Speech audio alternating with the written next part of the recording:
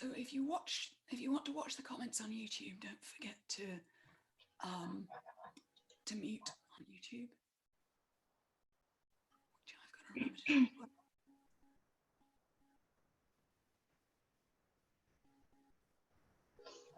It says we're streaming now live on YouTube. Are we live?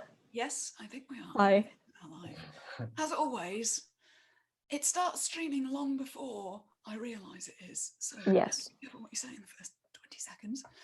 So let me get my windows in the right place. And hello, good evening. Good evening, everybody. I see people starting to arrive in the chat. There is a chat up on YouTube if you want to have that window open, but just mute yourself. So this is an evening where I thought I would introduce you to some of the team at Foundations Revealed. We are in an open enrollment period, as you know, and now we've got about 38 hours left before we close enrollment. So I thought it'd be a good idea to get on here and answer any questions you may have and just talk to a few members of our team. So I want to introduce, first of all, let's introduce Luca first, because I know you've got to go in a little while. Yes. So, hello. Hello. Hello. Tell us what you do at Foundations. So Foundations, I mainly help the members with solving their problems with either historical gowns or historical corsetry.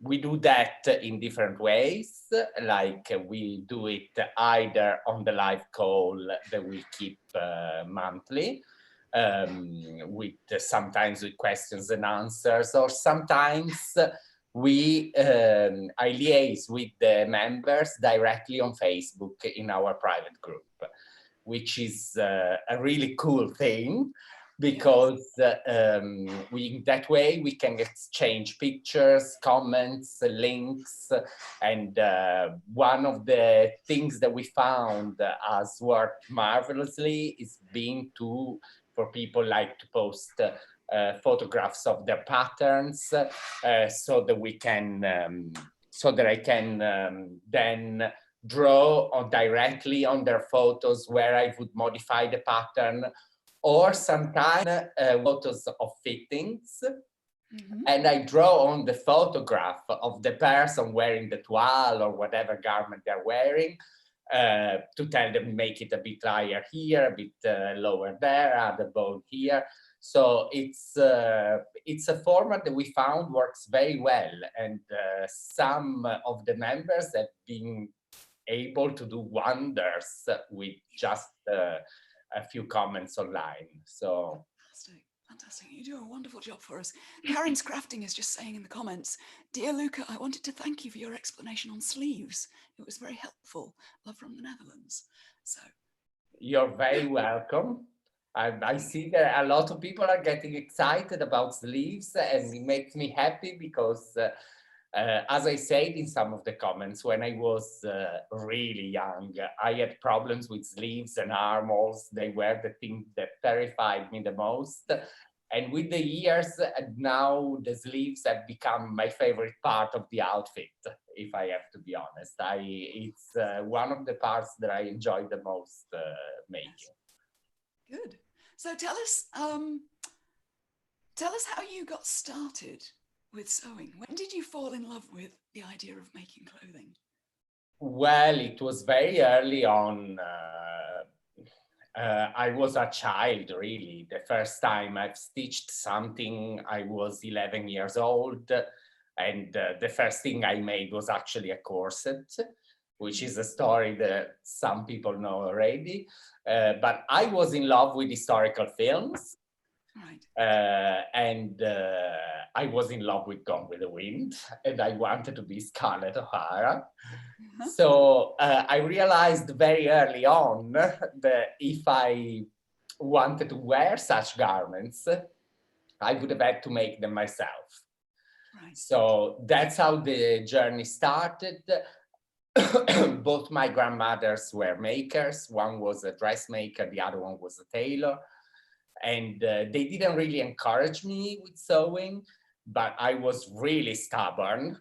So although nobody really helped me, in my house, there was everything I needed for sewing, because my mother was the daughter of a tailor. So, you know, we were fully equipped with threads and thimbles, and she had a sewing machine that was part of a trousseau. And that's how I did it. I took an old sheet from my mother's unused sheets, and I cut. It's very funny, and this corset still exists, and one day I will have to show it to you all. It's with a friend of mine, because I gave it to somebody as a present at some point, but she kept it. So she promised me to give it to me once all of this will be over, so that I can show it to you. So what I did, I cut two rectangles of cotton, and I just started making darts, loads and loads of darts, until I got an hourglass shape that was sort of fitting me. And then I put bones in with cotton tape. Again, we had bones in my house, well, at my grandma's house, because my grandmother wore a girdle, and she was often doing alteration, changing bones and things.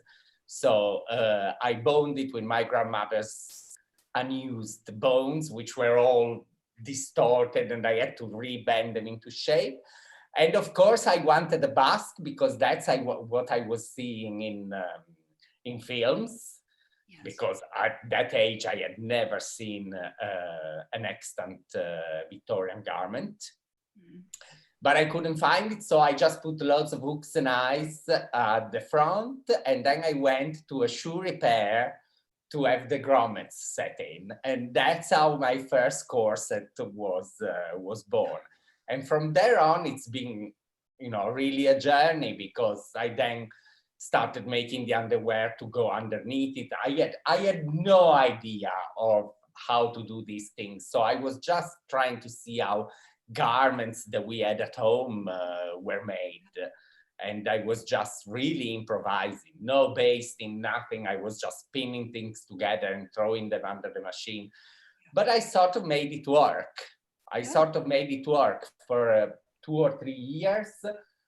Until then, I have that ingenuity that you just got stuck in and just yes, that's why I tell people not to get scared to improvise, because, you know, you can improvise, and if you get it wrong, you know, you can find way of fixing it. I remember really cutting things on myself to try and find the right shape of armhole. I mean, things really didn't fit well, but I really was a child.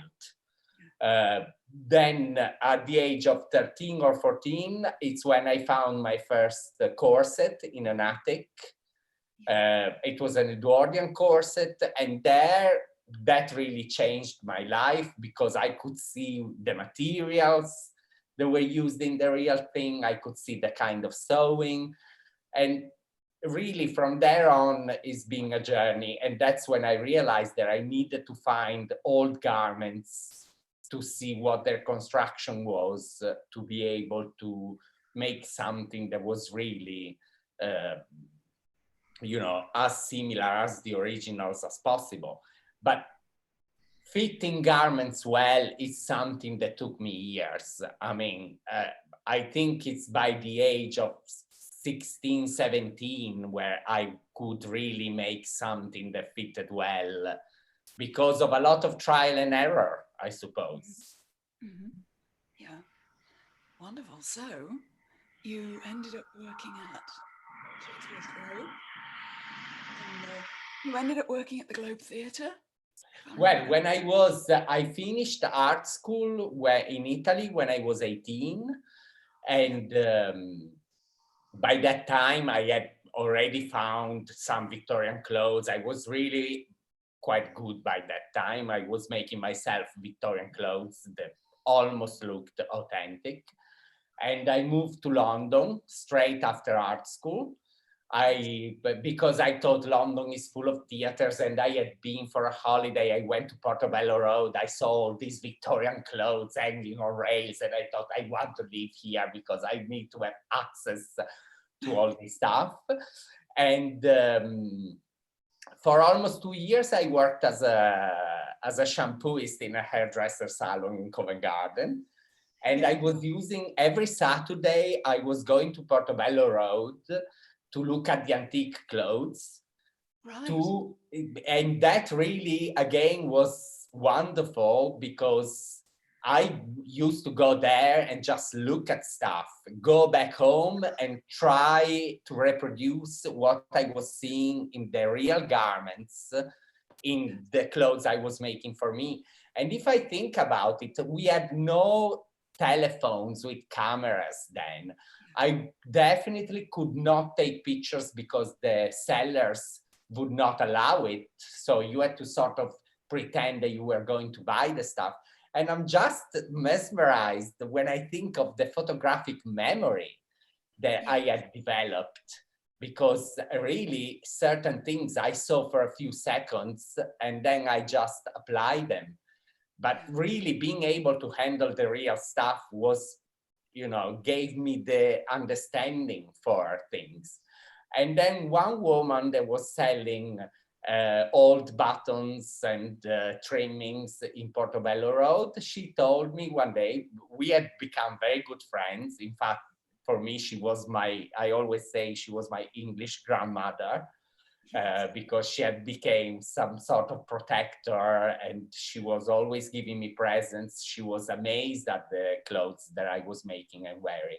So she was providing me all the trimmings and stuff for free, just because she really liked me and we built a relationship. And at one point she told me that they were looking for people at the newly built Globe Theatre, and she put me in contact with Jenny Tiramani, and that's how it all started. And I started at 20 years old. I started working at my first season at the Globe Theatre, making straight away clothes from Mark Rylance and stuff. So I went from not working into costumes into doing authentic, all made by hand, researched. You know, my first job in costumes was really what I wanted to do. It's been amazing because I was in the right place at the right time, because as you all know, that's not the way the clothes are usually made in theater. So it's all been a series of fortunate events that has made it happen. And that's really how it all started. The Globe opened me up the doors of museum stores. And, you know, once I started being more and more in contact with real clothes, my work became better and better. And I have to say, one thing that made the difference was also being able to make these clothes and fit them on other people. Because fitting them on other people, seeing them in action, seeing what, you know, where they could move, where they could not move, where the problems were, that really has given me the possibility of improving day by day, solving problems, understanding why certain things were done the way they were. And I think that's how I developed a special eye to look at details and things that often are overlooked because people think that they can skip certain steps, but I actually realized how important they were because of this fortunate series of events that put me in that position. Yes. So a lot of people think that if they're making something historically based, that they don't really want to, they say they've never, there's people in the comments saying, I don't think I've ever actually seen a real corset or a real extant garment. What is the value of actually looking at the real thing? Because you can go and buy a pattern from a company that has looked and taken a pattern off a real garment. Yes. There are lots of secondary sources, as we call them. So what's the value of actually seeing something real from the period? Seeing it and actually handling it, for me, has made the difference, because as I said, you can do a lot from photographs, and it's true that today we have got a body of photographs on the internet readily available to us. which I didn't have. And also there's plenty of videos and filming of people handling real stuff. So I'm not saying that it's essential to handle. I think you can get good results even if you see something on video and you see it handled. But surely when you've got something in your hands, you can not only get a close look at the construction. And when I mean a close look is like looking at all those tricky points that you're trying to deal with while you are making a corset, like, you know, the binding, how to start the binding, how to finish it off at that corner, all those tricky steps that you actually come to deal with when you are actually making it. Because at the beginning, when you plan the corset or whatever you're making, you're not going to think about that spot that then you're going to get stuck with.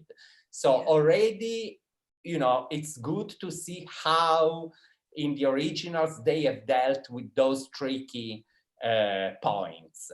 But also handling an original garments will make you understand how heavy it is, for example, which again, it's another thing that anybody that has handled the real Victorian corset will tell you, oh my God, I never thought it was going to be so light, for example.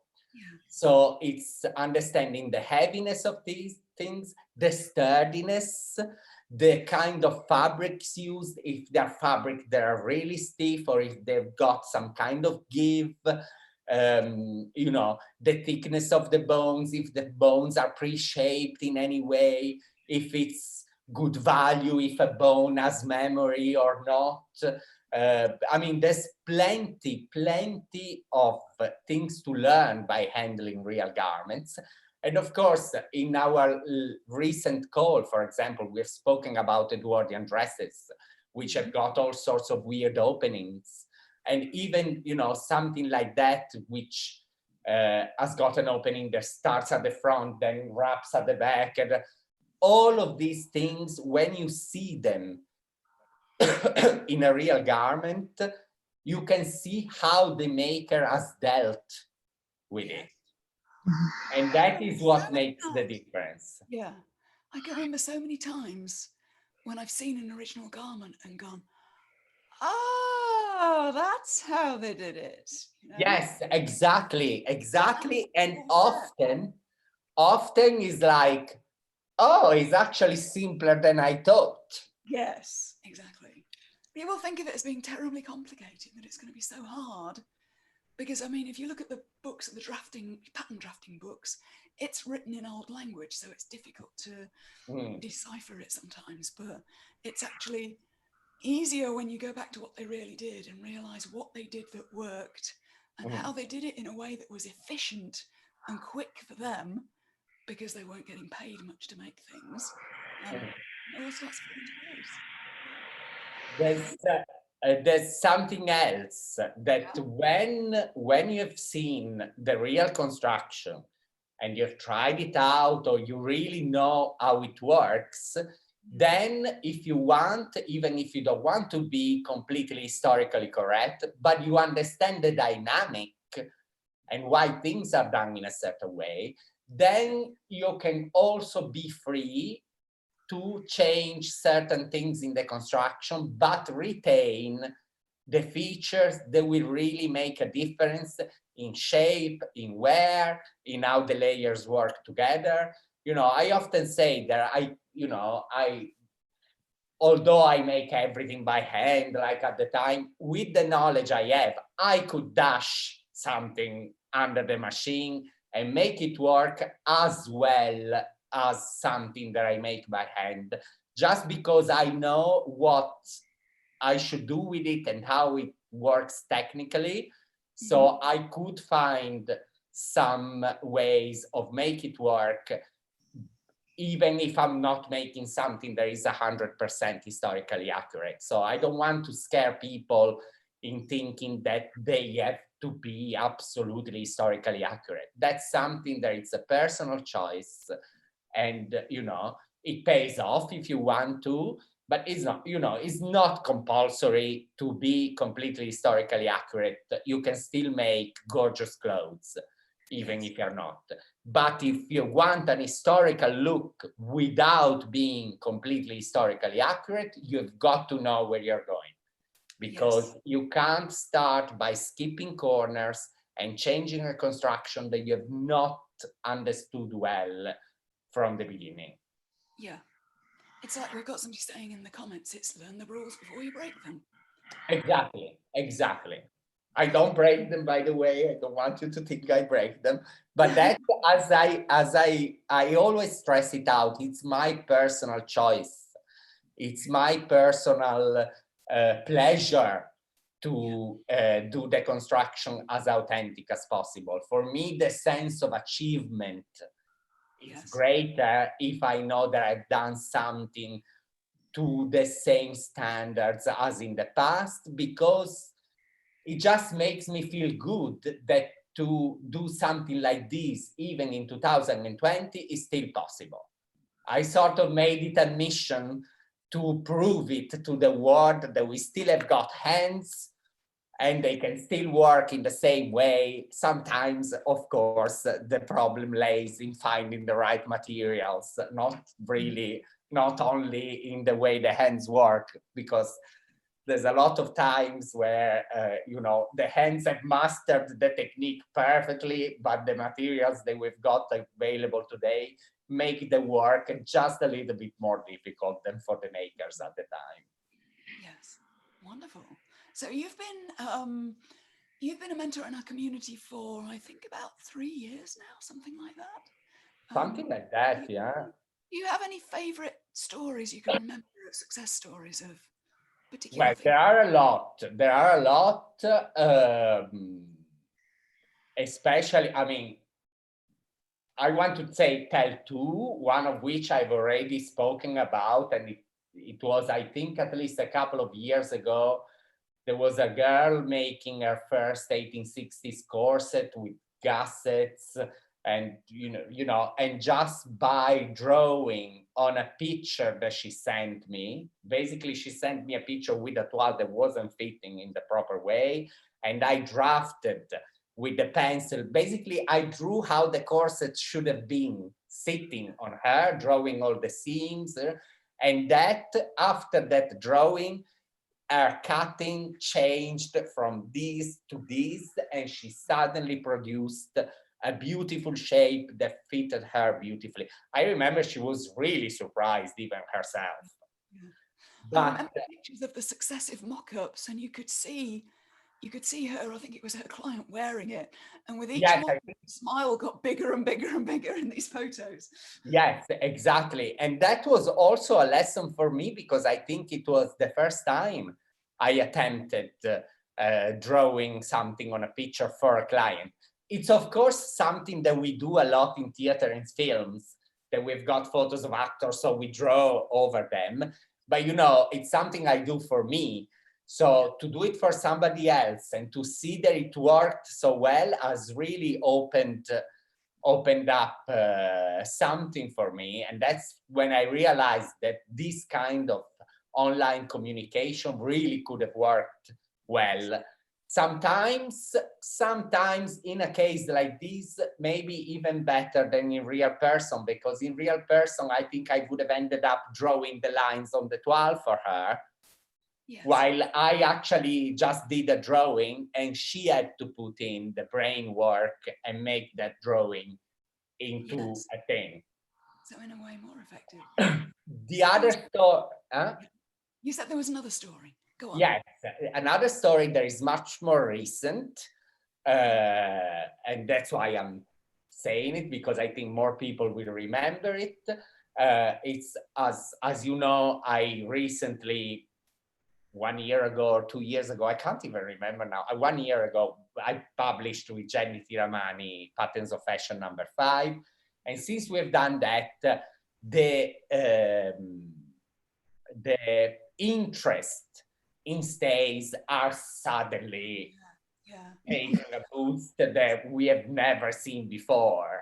I mean, everybody's making stays all over the world now, which makes me very happy. As you know, I tried to recreate the drafting method of the 18th century, which I briefly published in the book. And so a lot of people are attempting this. And there is this member, Nell McTavish, I think her name is pronounced this way, which was at her first sewing project. Apparently, she had never made anything before. And of course, the first thing that she decided to do was a pair of stays, which is the most difficult garment ever made in the history of clothing. Yeah. And that, again, was a really beautiful experience because it took a long time. She was really dedicated. She tried to draft the pattern and she made the toile. And from that on, we started to communicate, and she was constantly making new toiles. I think she made quite a few. And she was posting me her photos of her pattern and of her toile. I was telling her what was wrong with it, which lines she should have changed. There is a curve there that you've not taken into account, and here and there.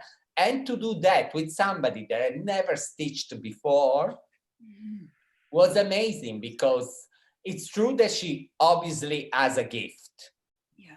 You know, she really did, because she produced the most amazing shape.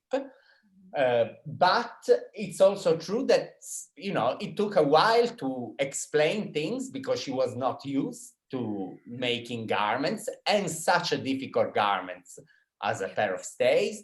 And also, if I must say, with all the bad informations that are around the internet, all sorts of myths and things that are spread around from old books and personal experience. So, you know, I had to fight a bit of that as well, but it was amazing because, as I said, she made one of the best shapes of stays that I've seen somebody make by themselves at home. It's true that she had me throughout all the steps, but, you know, it's pretty remarkable that we could do that just by comments on Facebook. We didn't even have a private chat or a video call. We just did it with the comments on Facebook, photographs, me drawing on the photographs.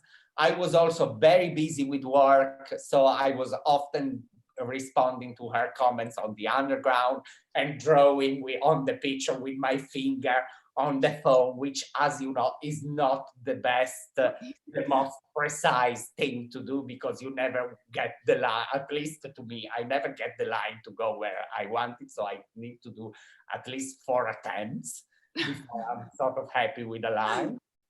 But yeah, it was amazing. It was amazing. So it's so effective and so useful for everybody else, because not only was Nell learning from that, but everybody else got to watch it as well. And watch it happen and learn so much about the shape they were going for. So win-win for everybody. Exactly. This thing of when you're following one person, then the comments are there for everybody.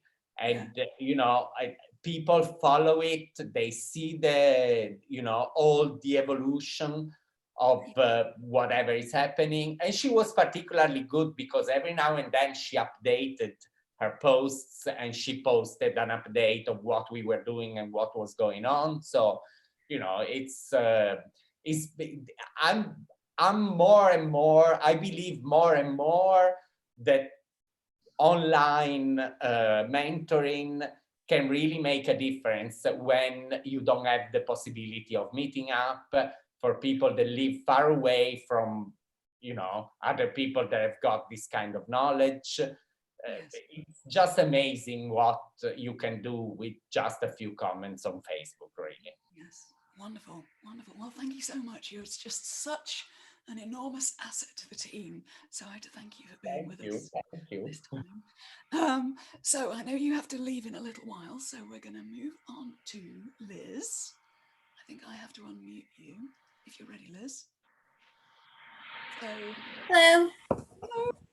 So I have to point out to everybody, Luca is in Rome I'm in Britain.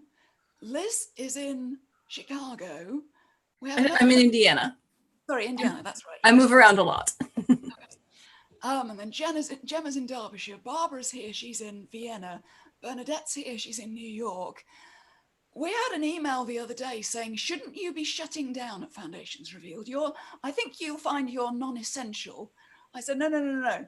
You don't understand. We have got the social distancing thing down. We're like spread out from Indiana to Europe to Wellington, New Zealand. We've got this. It's fine. Nothing's going to need to be different here. So Liz, tell us what you do for Foundations. And Hello, I'm Elizabeth, and at Foundations Revealed, I'm backstage and in real life too. I am the one who I edit the photos and make them the right size and rotation to be on the website, and then I lay out the articles so they're all nice and readable for Gemma and Cathy and Bernadette to read afterwards. Cool. And I love, has anybody noticed that behind Elizabeth is her drawer handles are little scissors? Oh. This is pretty awesome. They're little scissors. Yeah. So tell me about your sewing. How did you fall in love with sewing, and what kind of sewing do you do? Because you're different from Luca. You don't do strictly historical stuff. Your focus is different. So tell us what you do and how you started. Well, I got started also as a very small child. I was very wild for dress up and looking at pictures of dresses and paper dolls, and specifically those Tom Tierney paper dolls. If anyone is familiar with those, they're just the most breathtaking paper dolls I've ever had. And I felt very grown up when I was finally allowed to have them and cut them out with real scissors. But I always wanted the things that I saw in the pictures, but I couldn't get them in real life, either because they didn't exist or because I was a small child and no one was going to buy me a Ziegfeld Follies gown. And at a certain point, I just decided, I'm like, well, if I want these things and they're not available for sale, I should just make them myself. So I started trying to learn how to sew, and actually nobody in my family knows how to sew. My mother doesn't sew. My grandmother didn't sew. My mother says she didn't even know anybody who knew how to sew. So she taught me how to use stitch witchery, or just that fusible hem tape, to sew long side seams. And then I put, what's it called? So I used that to make some very basic skirts and dresses when I was very small. And then at a certain point, I learned a little running stitch by hand, and that was it. I didn't even know how to sew a knot properly. And then when I was around 12, my mother got me a sewing machine, and the gentleman at the sewing machine store gave me a quick lesson on how to turn it on and thread it and use all those machines. And then I started to really love it. And I would go to the fabric store, and it turns out I really love fabric, like specifically fabric in general. I love to look at fabric. I love to touch fabric. Unfortunately, it turns out I also have very, very expensive taste in fabric. So I like, and so then when I went to college, long before I went to college, I went to my first comic book convention. I've always been a huge fan of comic books and cartoons and anime. This is a long time ago, back in the 90s. So I went to my first comic book convention with some friends, and there were people walking around dressed up in costumes. It's a Saturday in July, and this isn't Halloween. They're just wearing costumes. And my mind was blown. And the next day I showed up in a costume. It was just, I cut up some stuff in my closet, and this was my first cosplay. Even before I knew what the word cosplay was. So that was about, I think, almost 20 years ago. I still didn't really know how to sew. And then I went to my undergrad, and I showed up at the theater costume shop and just said, hi, can I work for you for free for 4 years? And I would just show up, and they would let me sew things. They taught me to make bias tape and taught me never to pick up anybody's scissors without asking. And so I learned to sew there.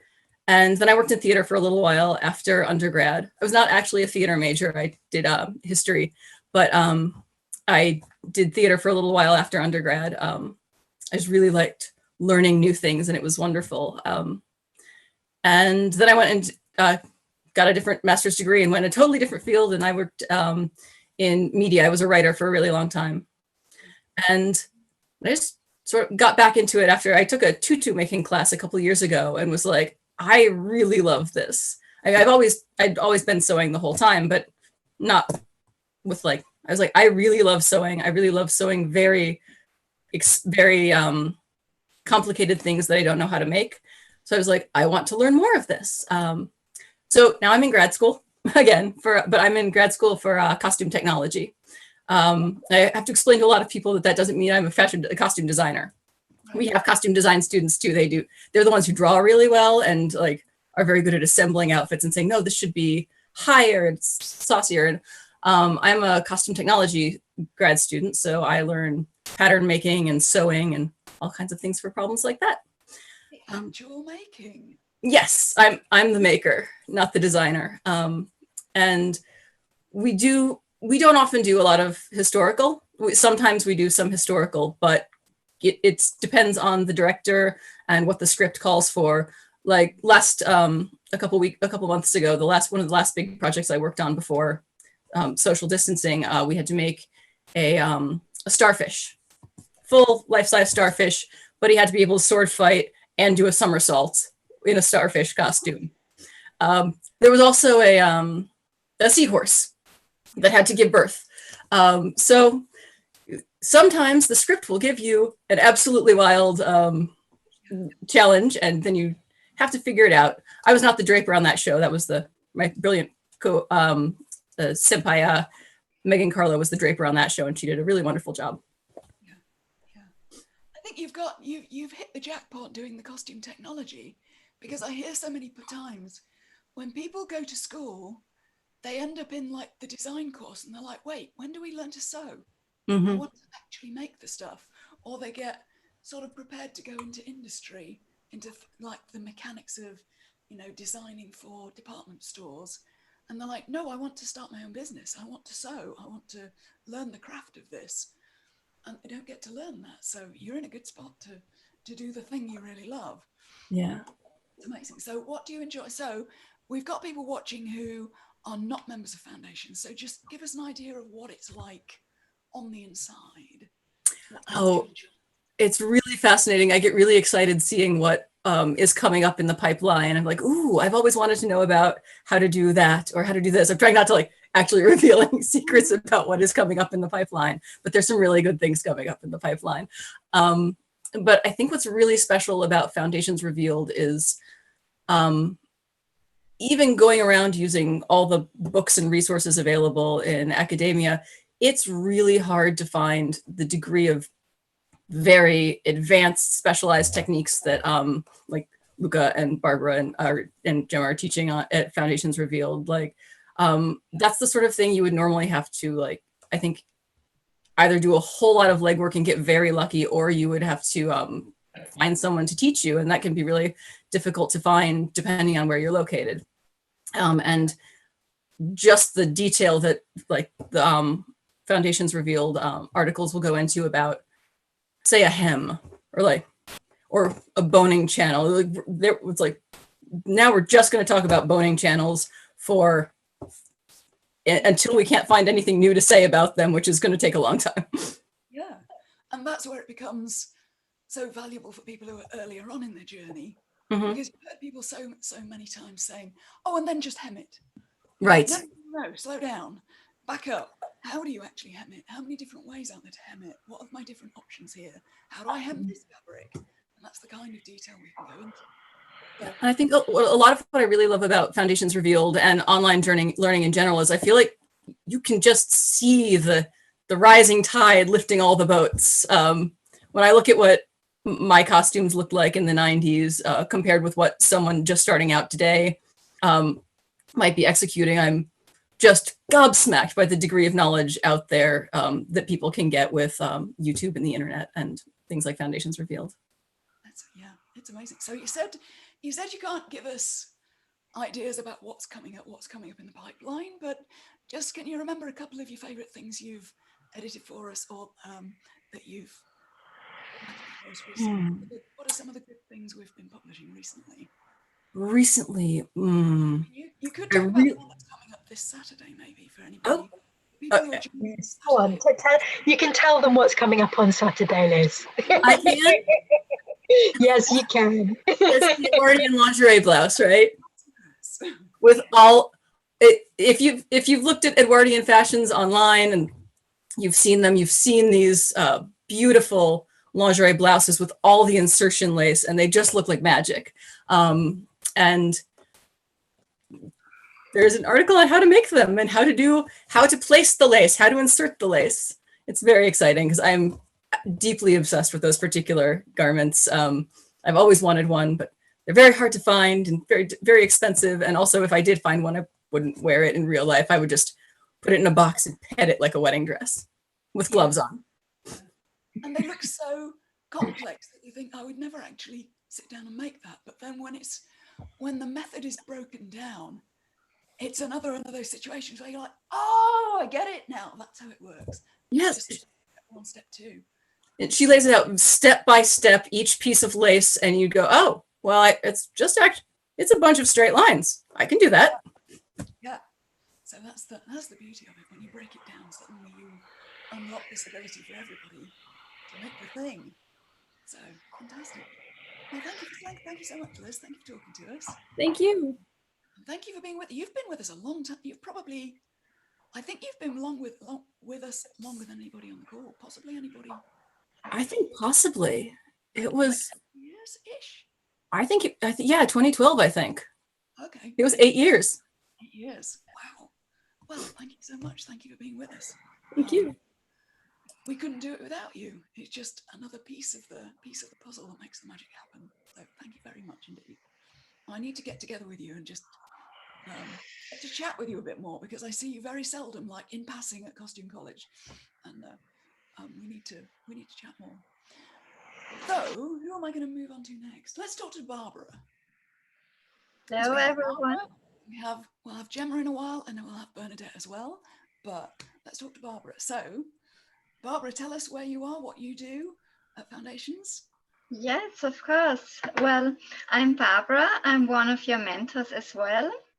And I'm running my own business in Vienna, Austria, in Europe.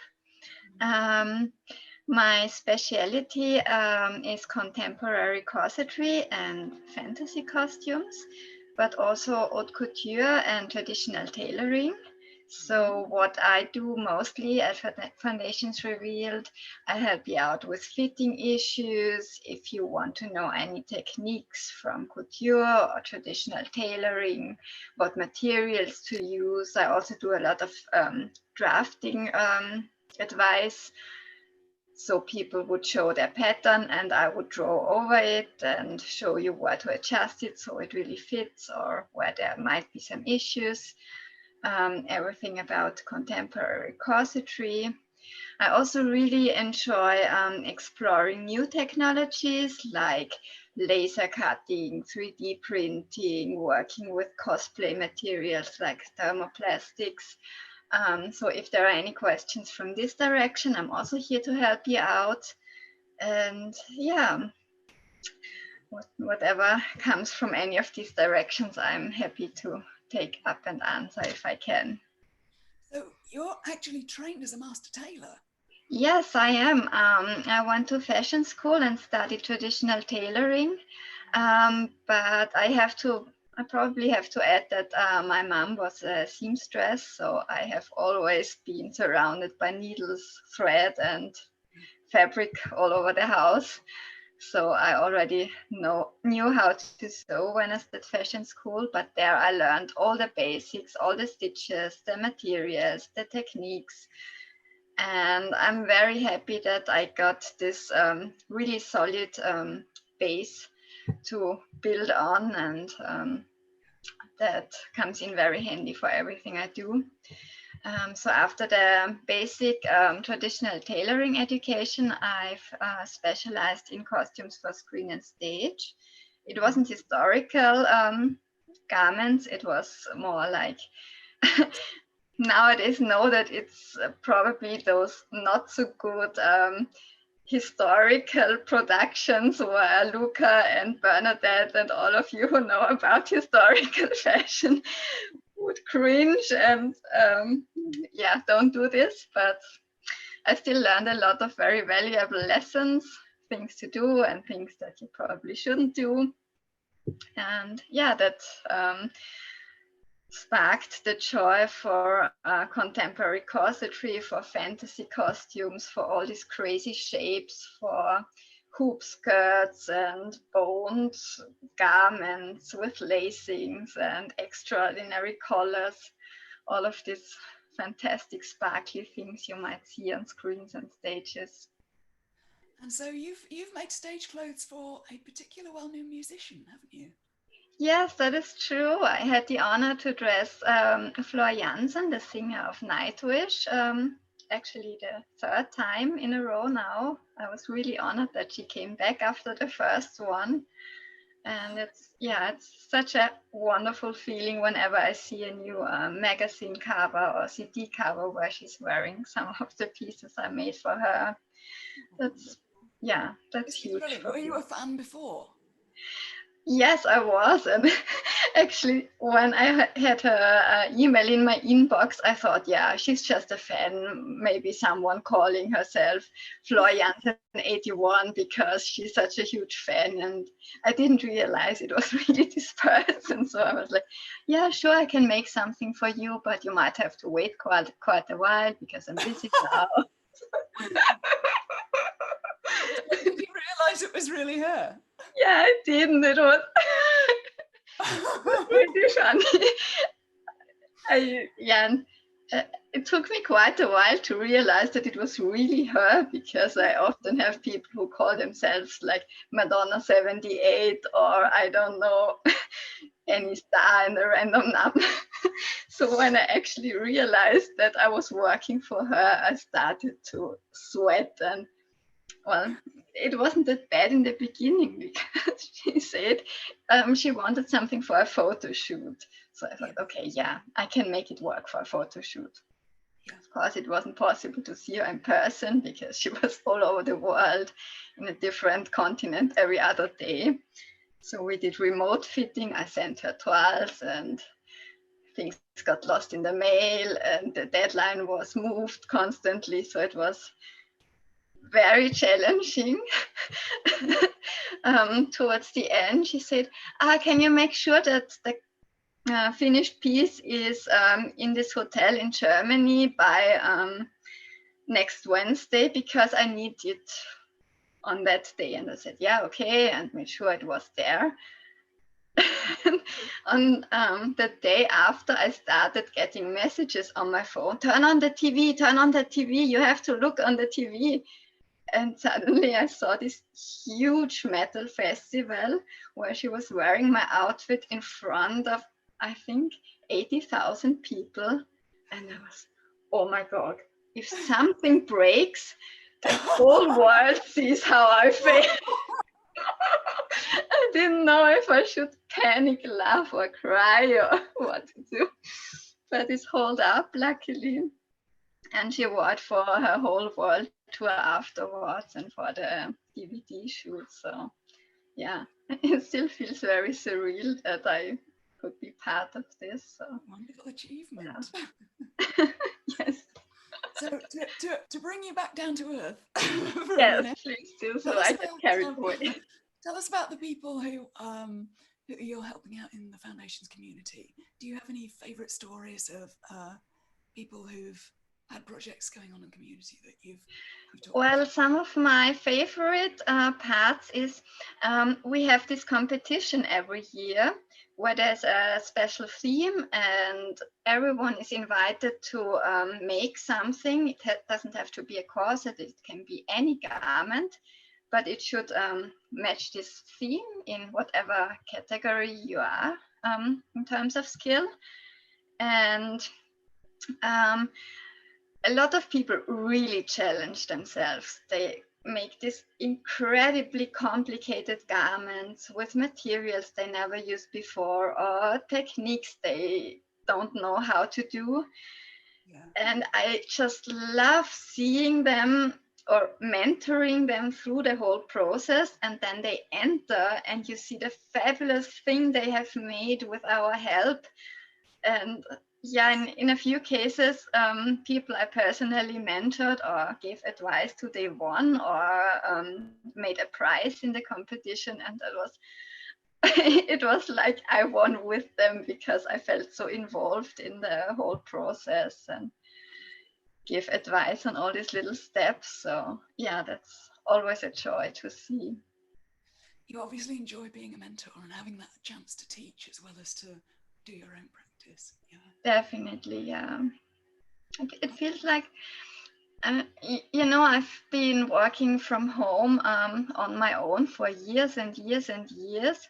And with foundations, I now finally feel I have got colleagues to talk to and people just to share your passion with and to geek about, I don't know, waist tapes or types of bowing, whatever it is that we are obsessed with at the moment. There are always lots of people who are happy to listen and jump into the conversation.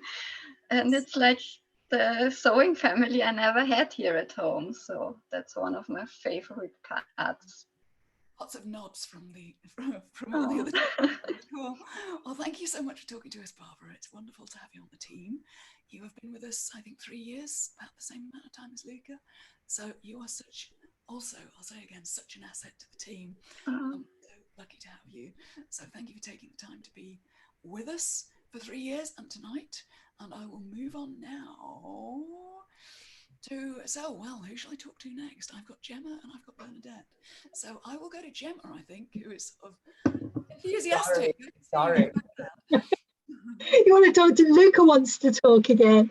Because I have to leave soon, so I think because I don't want to interrupt Gemma while she's talking, I better leave a few minutes early. And I just wanted to thank everybody because it was very pleasant to hear you tonight. And yeah, and I shall see you very soon. Yes, thank you so much for coming, Luca. We appreciate You're welcome. Have a nice evening, everyone. Bye-bye. So Gemma, hello. Our other Brit on the call. So you and I Yes. have known each other for about 300 years. Oh, and then some. Back in the day. So tell us first of all, tell us about who you are, where you're from, and what you do at Foundations. Okay, so I'm Gemma Hewitt, and I'm the editor at Foundations Revealed. And that basically means that I'm in charge of commissioning the articles, finding writers, helping the writers through a process, finding interesting things, keeping an idea of what the hot topics are, what's hot, what's not, what things people want to know, and finding the absolute best people I can to write about those things. And then alongside Liz, who uploads everything, I then kind of judge the articles, I edit them, I make them kind of easy to read if they're not necessarily flowing really well, and generally kind of keep an eye on things, kind of, you know, yeah, kind of be a hostess with the mostest in the Facebook group, and on the live workshop. and shove my kind of ha'porth worth of knowledge in wherever I can. So tell us a bit more about the structure of it, because you talk about articles, but people might not know, you know, how many do we publish? I mean, how often do we publish? Okay, so obviously we have this incredible archive, which is what people tend to kind of focus in on. But the reason we have this amazing archive is because we are publishing 3 brand new, never seen before ever articles each month. And of course, we have our live workshop with all the mentors each month as well. So that's an article every single week, and sometimes they're like 2 or 3 parters, so you can almost kind of sew along and get really involved and really enjoy kind of the process, give you a bit of time to kind of have an explore of some resources of your own. And then once those have been kind of uploaded, they then join the rest of the articles in the archive, which everyone has access to at all times. So we organise those into a sort of library where you can go and find all the magic library. Yeah. So part of your job is to find out what people want to learn next, and then also to look at that library and say, where are the gaps? Where are the gaps where there's something missing that we ought to put in there? And Yeah, just absolutely. I mean, knowledge. I love knowledge. That's kind of, it's always been my big thing, and sort of in a bit of my undoing as well, is that I can't focus in on just knowing one thing and being brilliant at that one little thing. My journey kind of, I started out, I thought I was going to be a performer. I loved singing and dancing and acting at kind of when I was young, and I kind of failed all my A-levels, ended up at art school, had an amazing time, couldn't decide whether I wanted to be a sculptor or a silversmith or I loved it all. So I ended up doing theatre design. And again, I just kind of picked knowledge everywhere, soaked myself. I do a lot of theatre, film and TV work now. I worked at the legendary Crucible Theatre as a cutter for several years. I've worked on Downton Abbey, the movie, the ITV series Victoria, all sorts of things. So I have loads and loads of people and loads of knowledge of a huge variety of things. I write about steampunk, so I'm not, I feel like I'm sort of not tied down to any one little camp, which is the perfect position as an editor, because I can just find the right person to share. We're a true Renaissance woman who can just fingers in every pie, fingers in every Yeah, and I mean, I love learning as well. So if I can commission someone, if someone asks a question in the Facebook group and I'm like, oh, that's a good question. I don't know the answer to that. Ooh, I wonder if there's something to explore. Yeah. I went and did my master's in pattern cutting, and I really enjoy delving deeper, and I think our members really enjoy delving deeper too. As we've all kind of commented, there's a lot of information out there on the internet and in books. You know, there's a hell of a lot of information. Yeah. But actually distilling that into the useful stuff, the relevant stuff, the things that are going to help you with this particular project, it can be really overwhelming, to be honest. You know, in academia, people spent their 3 years doing a PhD on one tiny little thing, and it's like, no, I need a pair of stays by next week. Yeah. I don't have 3 years. Yeah. Exactly. I mean, Samantha says, I love the idea of a library just about sewing and historical dressmaking. I don't think I'd ever get out. Yeah, I kind of, I would show you, this is kind of, yeah, this block here is but a tiny part of my library. I have an entire room upstairs full of sewing, crafting, theatre, art books, which is, I dread to think what our archive would look like if it was in actual physical book form. It would be, it would be magic. I mean, especially like if we had all the articles and we had all the works that they reference, all the kind of online resources that they point people towards. Because a lot of people don't realize that there are, in fact, some amazing old books that have been kind of copied and uploaded. But where do you find them? What do you do when you've got them? You know, you've got these pattern drafting things and they're just lots of weird diagrams. It's like, yay, now what? So exactly. Here are 20, here's an archive of 20 fantastic pattern cutting books. Like, yay. Yeah. Really, what now? Exactly. I mean, it's also advice and help from all sorts of contemporary makers that we all admire. I mean, Joanne says in the comments, are you also in contact with Prior Retire? She's one of our most prolific writers. She hasn't written for us in a while, but I think Isabella's written about 23 articles for us in the past. So I think Isabella may be our top number of articles still. So yeah, just about anybody who's anybody in costuming, as well as, I mean, all sorts of people from within our community have written so Oh, we have some amazing, legendary people writing for us. I mean, I'm proud of, when I look at my bookshelf, I mean, I'm kind of flexing a bit now, but I'm proud of looking at my bookshelf and seeing that's one of our writers, that's one of our writers, that's one of our writers. So, you know, there are like 4 or 5 books on my shelf that are actually written by people who've also written stuff for us. And I mean, when we talk about articles and tutorials, we're not talking about like a 500-word blog post. Yeah. You want to go into a bit of detail about what an article looks like? Yeah, our articles are usually like 3,000 to 4,000 words long. We have kind of research, and then we have like construction step by step, holding your hand through the process of actually creating something.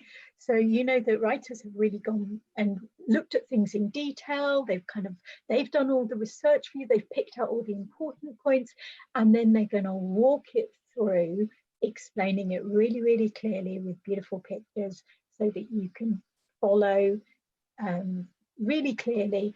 And again, I think one of the nice things for me is we have something for everyone. Beginners might want to do like some things, intermediate people might do the project, expert people are going to get loads from like the tiny little up in your game details that are kind of included, or the research piece of information. Again, there's always something that you didn't know. I mean, I'm still learning. We're all still learning. Every job I do, I learn something new.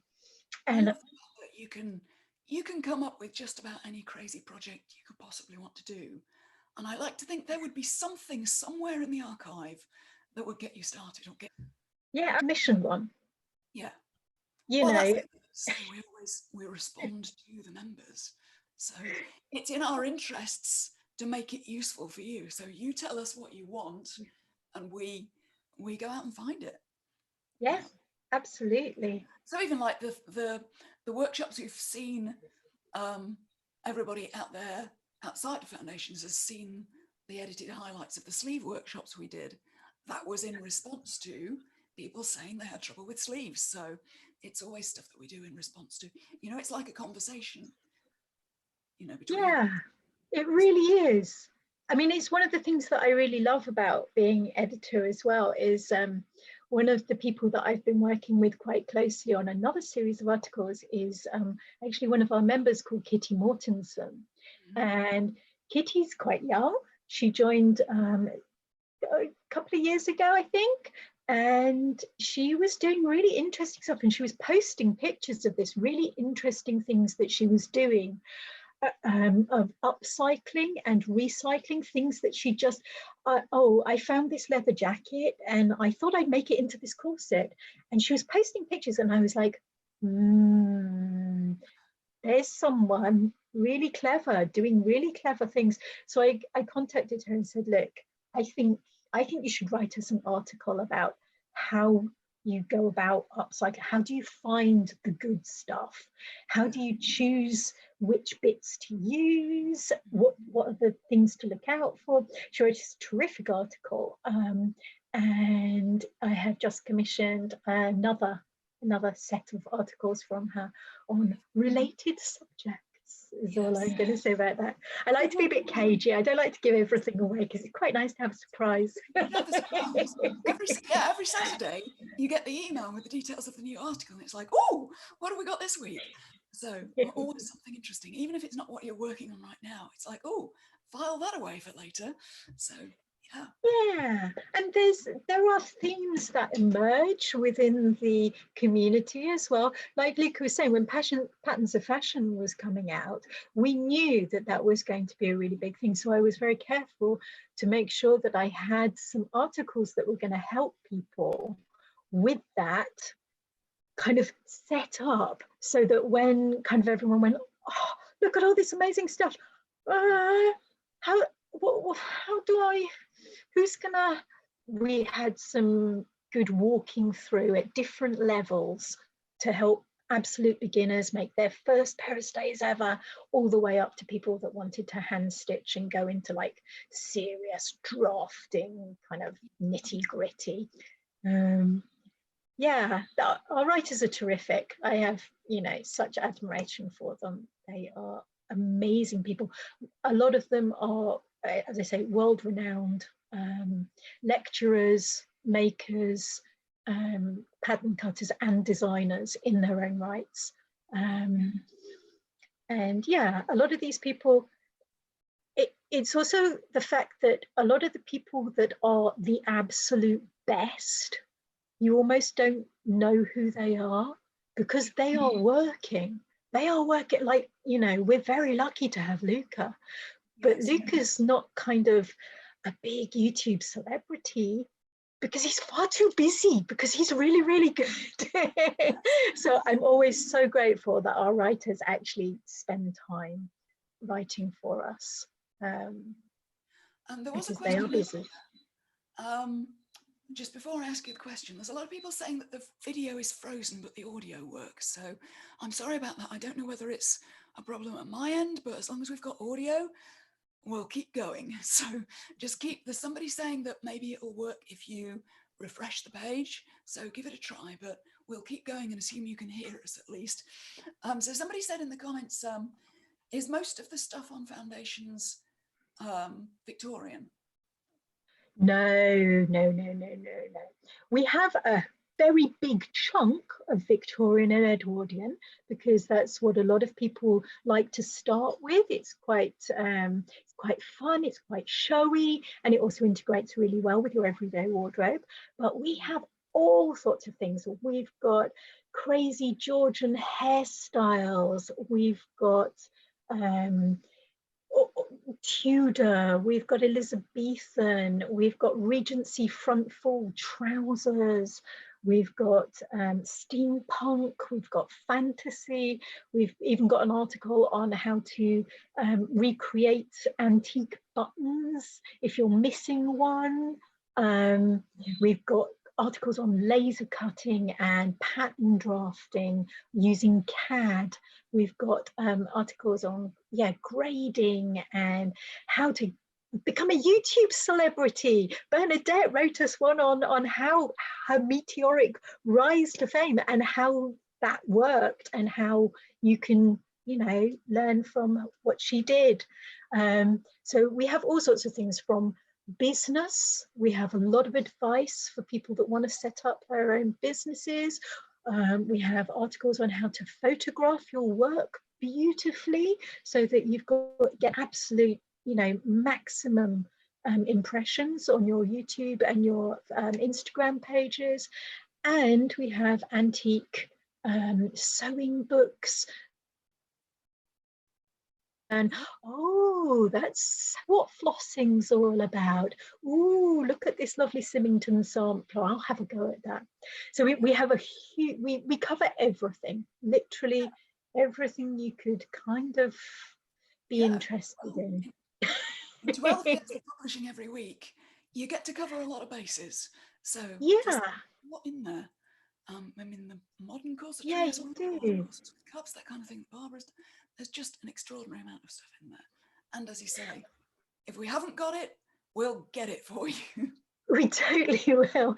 And because we've got the two sites, and obviously we are looking to integrate those, but we have like a whole site that is just corsetry and lingerie of all eras. We've got 1940s bras, we've got modern bras, we've got 20s girdles and bust flatteners, we've got, I could just go on, And we've got Your Wardrobe Unlocked, which of course has all the costume from cosplay and working with Warbler and how to put LEDs and things, to how to hand stitch a beautiful, beautiful Tudor kirtle. I mean, Yeah, we've got a bit all of the everything. things. Bit of everything. All the things. Right. Well, thank you so much for talking to us, Gemma. Always You're a pleasure. welcome. Thank you. You've been with us something like 3 or 4 years now? Yeah, I think 3 or 4 years. I took over from the wonderful Marion McNeely. But of course, as you said, I mean, I remember Foundations Revealed when it was just a twinkle in your eye. Yes, we were both like 20, I probably heard about you first about 25 years ago. We were both running unusual wedding dress businesses. That's right. Yeah. And we were Yes, both I sort have of made eye-eyeing each other, and I have wondering, made what's many, this? many purple wedding dresses. That was the time. And yeah, it was a really exciting, different time. And again, no one was really doing things like that. Lucas spoke a little bit about how we very much all learned on the fly because the resources were not there. So yeah, it was great to have kind of, again, someone else that was also making things that I could kind of relate to. Right, well, we are going to move on then from Gemma to our last team member who is here. I apologise that Loana is not here, the third mentor. It's just a little bit early in the morning in New Zealand for Loana at the moment. It's just about 6:10 right now in the morning in New Zealand. So we are going to go on to our celebrity video editor and proofreader. Introduce yourself, Bernadette Banner. Hi. Okay, so like in this context, though, I am the backstage gremlin and the baby of the Foundations Revealed team. So like that is, let's just set the stage there for a second. But thank goodness you can proofread for me. I get snowblind with all the editing, so your eyes are amazing. Proofreading is like my lifeblood when it's not like video editing and sewing, but like words are the best. So I kind of have two jobs at Foundations Revealed. I do video editing stuff. So a lot of the videos, well, a lot of the articles incorporate videos. Some of the authors that submit or that are writing articles also have little demonstration videos or introduction videos. They will get in front of the camera and sort of introduce themselves at the beginning of the article. So I will just go through and put those through editing, make sure all that looks nice, everything's nice and quick paste, and hashtag brand Foundations Revealed things on the videos. That's just a little thing. I do, most of my job is the doing of the video content for the launches, so the sleeve workshops and such. But the more regular stuff that I do is proofreading all of the articles when they come back from Gemma, which have then come back from Liz. So there's like a feeding chain, and then from me they go into Sharon, who like gives them one last like, okay, because I look at word for word and I look for grammar and I look for punctuation and things. Sometimes I don't even know what the article's about, but I'm like, it reads correctly. And Sharon's like, actually, wait, this doesn't make sense. So yeah, that's what I do. But by the time it's gone through like 3 different people, we end up with gold at the end of it. Not that it wasn't gold when the writer wrote it, but it's great to be able to have that level of expertise, particularly with video, because the fact that you can sew and teach the sewing doesn't make you also a video editor. So they will make video as best they can, and then you sort of whip it into shape for us. So I appreciate you being here and being able to do that for us, and to be able to proofread things so that they read correctly, because not everybody who's a member has English as a first language. So it's really important that things are clear and well explained so that everybody gets the most out of it. So it seems a little silly to ask maybe, but can you tell us more about your sewing journey? I don't know whether you've actually told the story ever on video of how you got started and what initially attracted you to learning to sew. Yeah, I haven't told the story because I don't really know the story myself. I don't remember. All I know is that I did have some sewing experience. Like I could thread a needle and I could attach pieces of cloth. That was the extent of what I was capable of. I started off working in, I moved right to New York when I was 18 and started working on Broadway in theater. So I, unlike Liz, I was the costume design track of, well, starting off in my, because I did everything backwards. So I started off working in for costume designers. So I didn't touch fabric. I didn't do any sewing, no workrooms for me. And then after a couple of years of that, I decided, well, I guess I need a college degree. Let me just go to school real quick and get a degree in costume design, because that's what I know and I can do that quick and I can just have a degree. So I went into a costume design program. And while I was there, I was like, but I want to learn how to sew and no one's going to teach me. And while I was there, I also discovered, wow, historical dress is a thing and it's a really cool thing. And I want to know more about this. So I actually ended up, while I was there, because I would express, the program was small enough that I could express like, hey, I want to do some sewing. Can I do this thing? And they were like, we don't really know costume designers that want to learn how to sew. What's this? We don't know what to do with you. So they put me into a graduate, because the school that I went to had an undergrad, which is what I was in, and a graduate program. So they were like, go to the grad program, and the shop manager runs a year-long course there, and she'll take. So I was like the only undergrad in this graduate level course. Like, I guess I'm going to try and make this work. The final project for that was you're put into, we were put into pairs. And then we had to make a historical costume either from Nora Waugh or Janet Arnold. So that was my first time working with Janet Arnold. Yeah. The biggest blessing of my life, because not weeks later I submitted that final project, and like 2 weeks later, or actually while I was sitting in that class, I got an email from Jenny Tiramani saying, hey, there's a whole backstory to this, but basically I was accepted to come and spend some time at the School of Historical Dress, helping out on Patterns of Fashion 5, which is like the new Janet Arnold continuation. So I was like, oh my God, thank goodness. I've at least looked at a Janet Arnold pattern and have some basic vague sewing experience. So none of that was historical. That was all like theatrical costume done by machine and quick rigged with snap tape. And like, how would we make this for stage? Like interpreting historical patterns, basically. Yeah. So, I spent some time at the School of Historical Dress, learned how to sew properly from actual experts, and then decided that I was so deeply in love with that I was just going to shout about that on the internet forever, just for funsies. And then a lot of people started following that because they were like, you're sewing by hand? Isn't that going to take like 9,000 years? Like, aren't you insane? But when they actually saw it being done live on video in real time, well, edited, like active time, people were really interested. So like, this is my job now. I think you've really sparked a renaissance in it, because people see not only that it's possible, but they see you sewing with all that gentle piano music and it feels calming, and they start to get how this can be good for your mental health and can be just something that grounds you.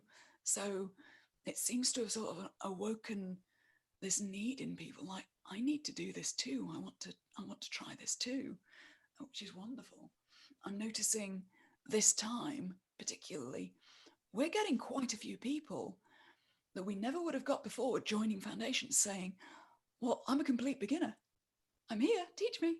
Whereas we never would have had that before. We'd only would have had people like intermediate upwards or like apprentice level upwards. But we're having literally people going, where do I start? Which end of the needle? Which end of the needle is, which? So I think we're going to, there are questions in the chat, I think, about, I'm a complete beginner. Is this suitable for me? Well, if I had known about Foundations Revealed when I was in school, I totally would have signed up, because no one else was going to teach me how to sew. But, oh, look, there's a whole online resource for you to teach yourself. I'm all about teaching myself stuff, but I would have been all over this. And I was, when I actually found out about it, and I signed up on my own before I became part of this world. Yeah. And that's particularly useful, if you're in college or just out of college, buying all these books, that's an investment, to buy your Janet Arnolds and your Nora Waugh and all of those different books. They're great to buy when you're ready, but you can't just go out and buy a stack of books out of the gate. So I like to think this is a great way to get into it at a deep level without like spending hundreds of dollars out of the gate. So, or thousands if you're going to university in the US. Well, yes, that too. So what do you remember what you were looking for first when you first joined? Well, yes, because I was just about to start on my corset project, my 1890s reproduction corset. And I was like, this is a really technical thing that I know absolutely nothing about. So corsetry is a weird area because there is so much on the internet. And corsetry has sort of developed an offshot into so many different realms and niches of, now you have fantastical corsetry and you have fashion corsetry and and everyone's all over these Facebook groups posting all sorts of different corsetry techniques. And because I work in historical practice, I say I'm not a dressmaker, I'm a historian, like not accredited, but like I'm interested primarily in making clothes so that I can learn the history of them. And if I wasn't going to do it using historical methods, there was kind of no point for me. So I just wanted one concise place where I knew that I had teachers that I could trust and people that I could go to with questions, and that Foundations Revealed was that. Cool, cool. I mean, there's people in the chat saying, yes, I'm a beginner. I have made a few things, but mostly pajamas. Oh, yes. I mean, I want to say that now that we're having more complete beginners joining, it's on my mind. Remember how I was saying earlier that we find out, Gemma and I Gemma in particular finds out, so kind of looks at the bird's eye view of what's happening in our community and says, what do people need? What do we need to go and find? So I'm now looking at the number of people joining who are complete beginners and going, okay, this time we need to address the complete beginners and do more for them. So I have a couple of ideas.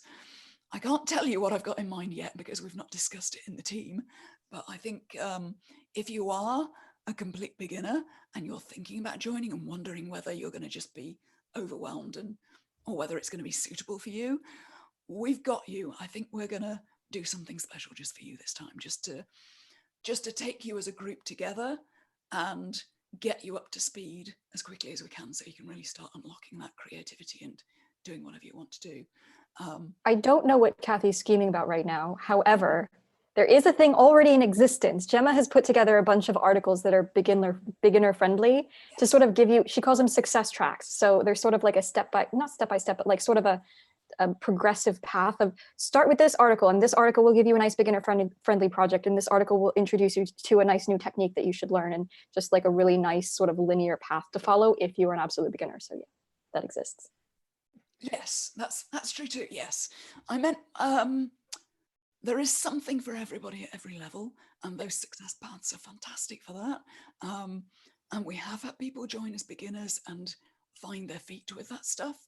I mean, I just meant in the sense of people saying, no, really, I'm like a complete beginner. Like, what is a needle? Where do I put the thread? What's the little hole for? You know, I mean, if people are going to join us, oh, I've seen Bernadette's videos and I kind of like the look of that.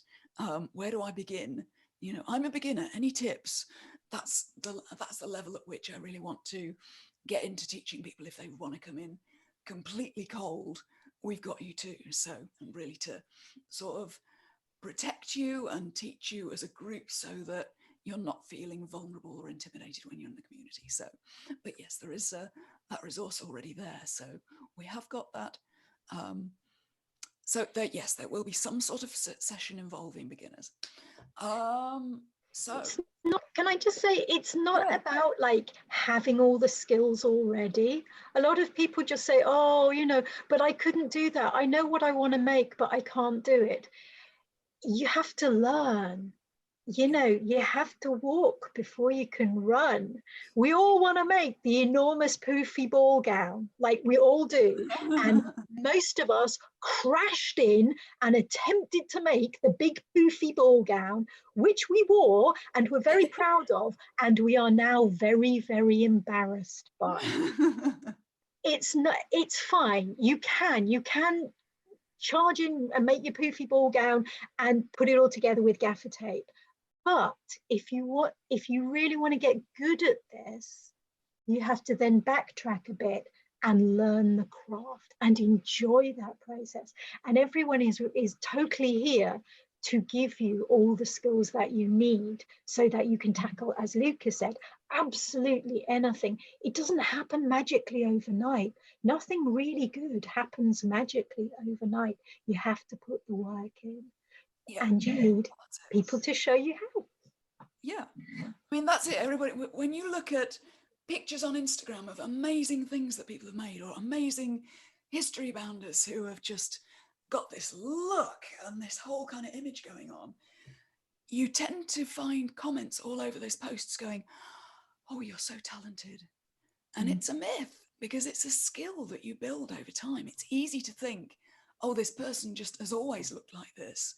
But it's been, that's like the last page in a novel that of work and practice and enjoyment that they've had in learning. You know, it doesn't have to be, you know, a slog to learn how to do this. So what we aim to do is to sort of invite you into this family where the sewing family there where we're here for you. So you don't have to figure it all out on your own. We don't all have to reinvent the wheel individually. We can all work together and make it a lot faster, like cut some of the learning curve a bit. So. And enjoy the journey. I mean, it's so much more fun if you can sew and chat about it to your friends. Like Barbara was saying, like a lot of us professional seamstresses, we have literally sat in a room by ourselves for 20 years. This is magic. So I have a couple of questions, probably for Gemma here. I have a question about foundations, if you have time to answer it. Is the content only focused on sewing? Do you include other historical crafts like knitting or tablet weaving? We do have some other historical crafts. We're not a general craft site because there are plenty of those around. We are focused on wearable garments. But what we do is we have Gina Barrett, the historical button maker, is currently writing an article for me. And we have a couple of her previous ones as well. She also does amazing things like braids and fringes. We have articles on those. We have articles on hairstyling. We have some terrific articles on millinery from both Lynn McMasters and very special Lauren Martin, who worked for Philip Treacy for many years.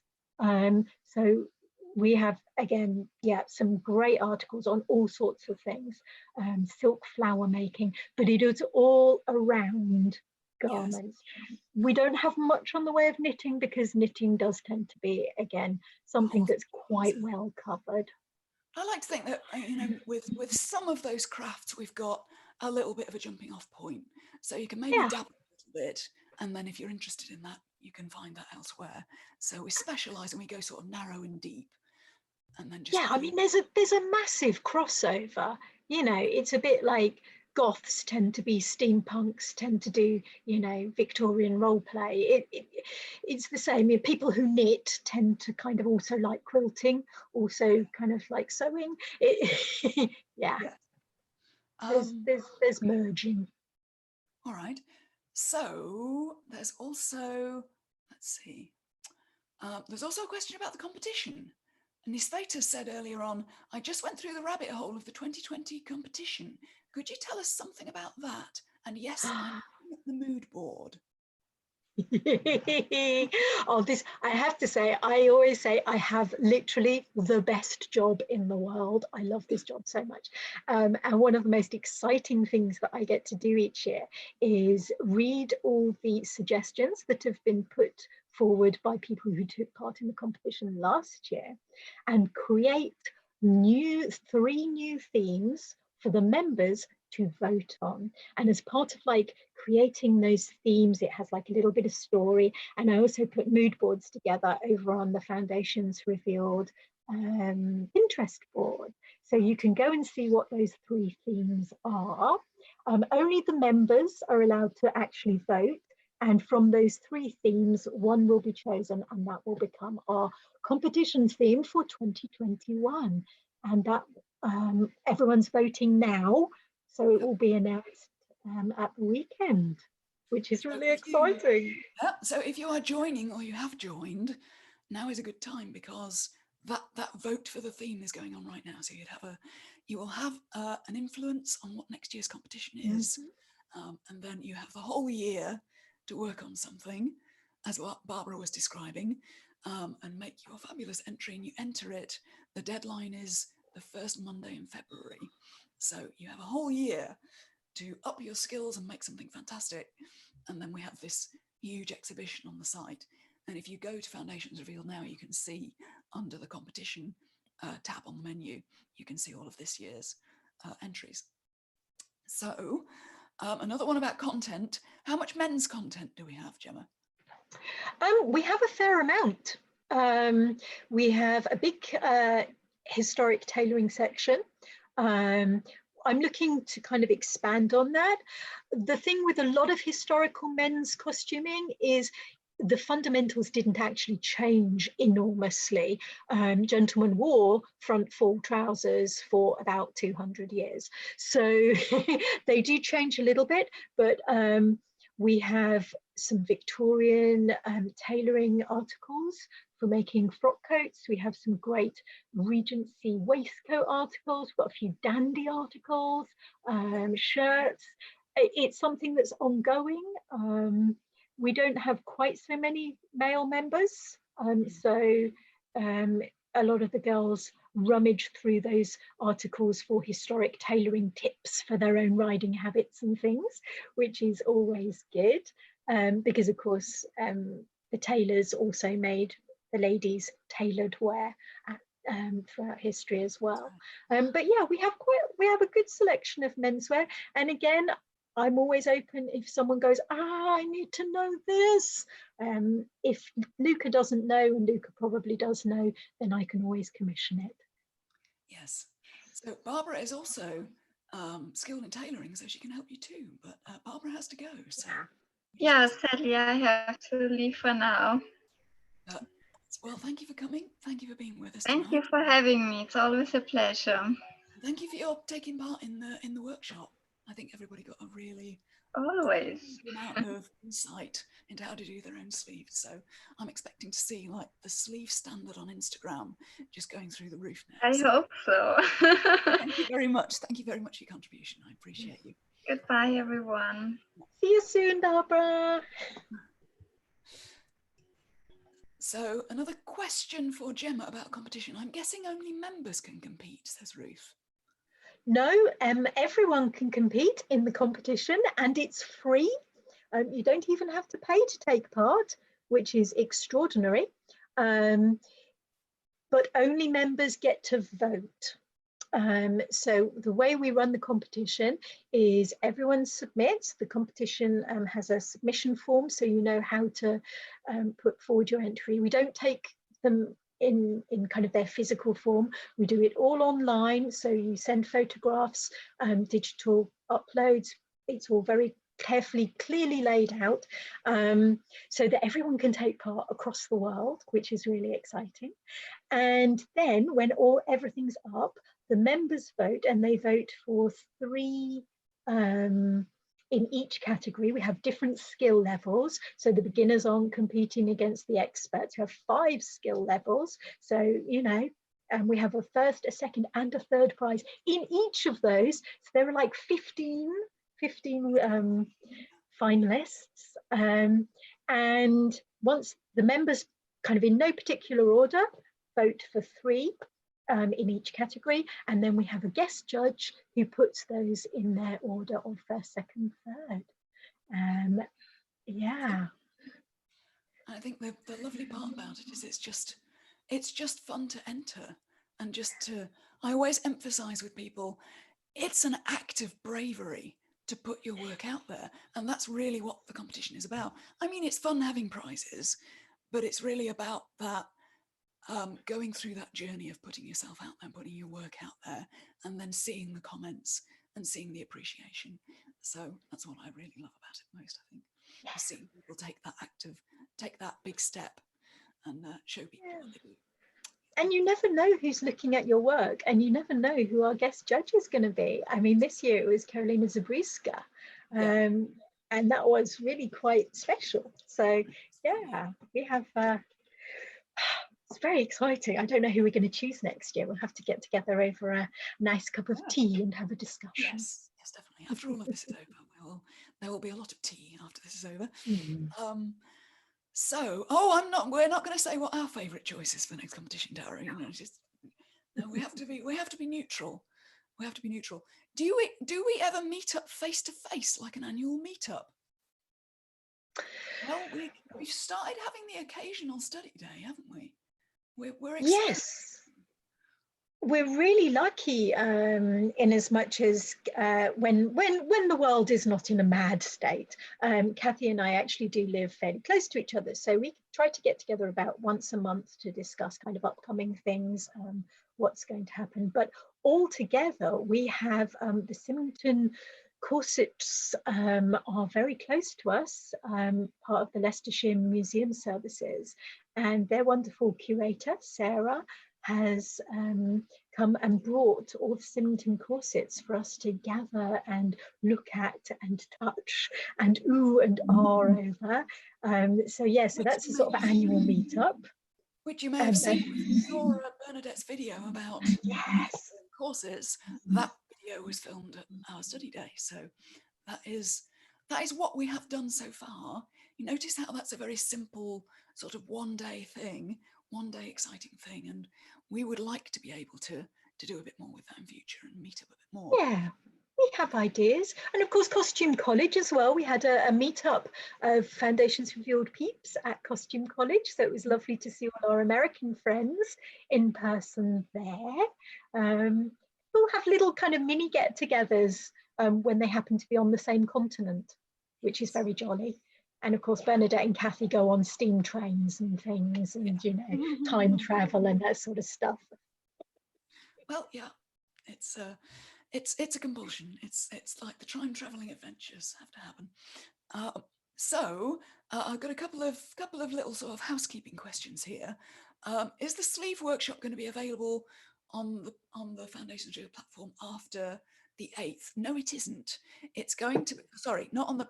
It is going to be available for members inside the membership, because the sleeve workshops that you've seen out in the public, out in the wild, are edited versions of some of our monthly live workshops. So you saw the edited highlights. There was more in those workshops, and the full versions are inside the membership. So on the 8th, the workshops will be taken down, the public versions, but if you've joined, you'll get to see the full version inside. The other question is, do I need a Facebook page to join Foundations?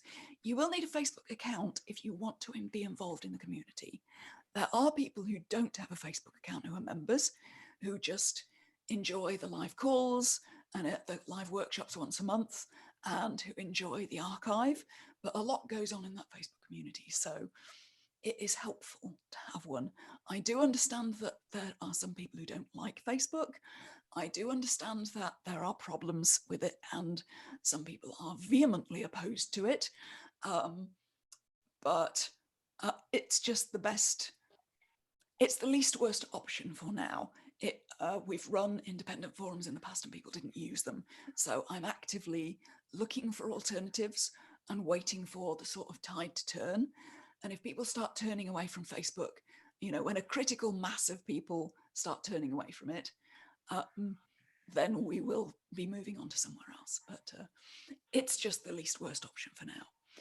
So Barnabas wants us to explain the enrollment process. So what you do is you go to this link, which I'm going to put in the chat. And it's going to turn up a bit earlier than you hear me say it, because we've got a lag of about a minute. In fact, no, I've been copying and pasting your comments, so it isn't what I've got on the clipboard anymore. So I'll come back and do this. Hang on. So that is the link to join. So just follow the instructions there. How do you know what level you're at? Well, it's we are going to have at some point in the future a quiz on the site that tells you what level you're at, but it's given on the competition pages. We have a little line at the top of there saying, giving a sort of definition, but it's a very fuzzy thing. It's a question of showing us what you're doing, where you're at, asking you questions, and we will meet you at where you're at. So whatever your level is, we can take care of you. So yeah, we can offer advice as well. You know, if you're not sure, you can ask us and we will give a suggestion. yes. All right. So I think it's probably time we ought to wrap this up. We've been going nearly 2 hours. So I would like to ask whether you have any parting words for our viewers on just encouraging words generally for moving forward with your sewing or with your crafting, or just finding solace in difficult times. You know, we're in a weird time at the moment, and I think it's a time when we can find comfort in creativity and find you know, find some way through with that way. So anybody want to say anything about that? Oh, I just like to say it's wonderful to have community at this time. I mean, it's just brilliant that we can go and chat online, and it's a little center of normality for me, because, you know, my community is an online community. It's where I go to have a kind of discussions, is with kind of Foundations Revealed Stitchlings gang. So for me, it's that lovely oasis of kind of a very happy, very welcoming, very friendly place with no judgment, just encouragement. I like to think it's a safe space. Yeah, really safe, very safe. Science proves that regret is stronger when you do not do a thing than when you do a thing. That is all I shall say. That's very deep. That's wonderful. Yes, I can vouch for that. I think I've always regretted the things I didn't do more than the things I did do. That's a very true statement. Yes, I like that. And there are many wonderful things that have happened because I did a random thing for no reason, Yeah. or just because I felt like I should, or like there was instinct telling me to. Wow, my entire life changed because of that one questionable decision. Yes. Not that I'm condoning making questionable decisions, but anyway, I'll just stop. So I have a story about that. There was a while ago when I was going on a course, and I had to stay. I had to go and stay somewhere in order to go on the course. The place I stayed didn't work out, and I had the choice of whether to go home and just miss the course, or I could go and stay in a hotel. But this was in London, and hotels are expensive. And I thought, should I throw my credit card at this fancy hotel? And in the end, I was like, no, I actually want to go on this course, and I'm going to like, screw it. I'm going to throw the credit card at it. I'm going to do it. I went on this course. Guess who I met on this course? That was the day I met Bernadette Banner, and the rest is history. So I think that's a very true statement. So any parting words of encouragement, Liz? Do you have anything in particular to add? I do. I was gonna. That was such a perfect ending. I was like, no. I know. But yeah, I think a couple of years ago, I was at a big conference for like theater professionals, and someone was talking about her career, and she said something, and she said something that really rang true for me. She said, if you ever find yourself in a place where your life just doesn't feel like it's working out and you're not happy with it and something just feels off or wrong, or like you did something wrong, she said, just try to go back to whatever you were really in love with and passionate about before you're doing whatever it is you're doing now. And I was very taken. I was like, oh, and that's literally what happened to me. I'm like, I guess I did that correctly. Or I did what she said. I just didn't know that it was her advice. And I feel like it's just really true. It's like about, sometimes you just get stuck or in a rut, but sort of about finding that passion again. And it might just be one that you had before that you haven't addressed recently. Yeah. Wonderful. So stay tuned into your passions, and do what you can to lean into that, I think, at this time. So I would like to thank all of my team, including the people who have gone now, Luca and Barbara, and Bernadette and Gemma and Liz. Thank you so much for being with us this evening, and telling everybody a bit about yourselves and being open. And we will see you on the inside. There is about 36 hours left to join Foundations Revealed if you would like to. I will copy and paste this link one more time. You can also see links on my Instagram profile. And we will leave it there. We will see you on the other side if you want to join us. And if you don't, we also wish you very well with your sewing, with your crafting, and we can get through this. We will get out the other side and life will go on. So good night, everybody. And we will see you again soon. Good night. Good night.